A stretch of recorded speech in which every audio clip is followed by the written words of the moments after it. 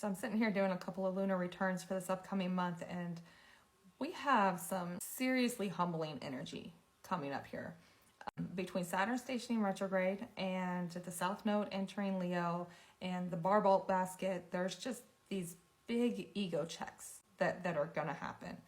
And Saturn stationing retrograde in Aries is going to be particularly difficult because Saturn hands out actual justice, not your version of justice, but like universal versions of justice. And in Aries, this is all about whether or not you've been worrying about your own things and healing yourself, having your boundaries and things of that nature. So we're going to see this backtrack into reviewing where you've had boundaries.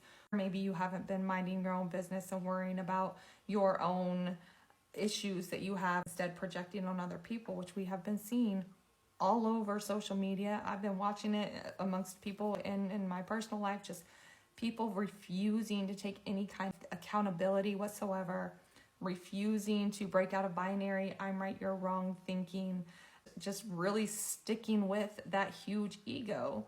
I can't ever possibly be wrong. And this is going to be real challenging for those folks. And the thing about the Barbalt basket is, I know that a lot of people are kind of talking about it in this very utopian sounding way, but even Andre Barbalt's actual prediction was very clear that this isn't like somebody flips a switch and everything gets better, right? This is a couple of years worth of rebuilding. But even then, that is simply a potential of having that really good outcome. We have to be active in that. We have to be self-aware in that.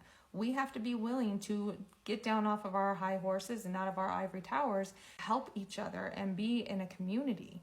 And if people aren't willing to do that, then that prediction is not what we're going to see in the long run. We can't keep sitting around waiting for the planets to fall in line and expect something to just happen. You can't sit around and wait for some savior to show up. You have to be active in the story.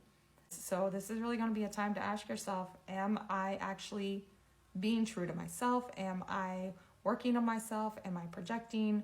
And really pay attention to any lessons that might land in your lap over these next few months with this energy. When you get that ego check, be willing to listen to it.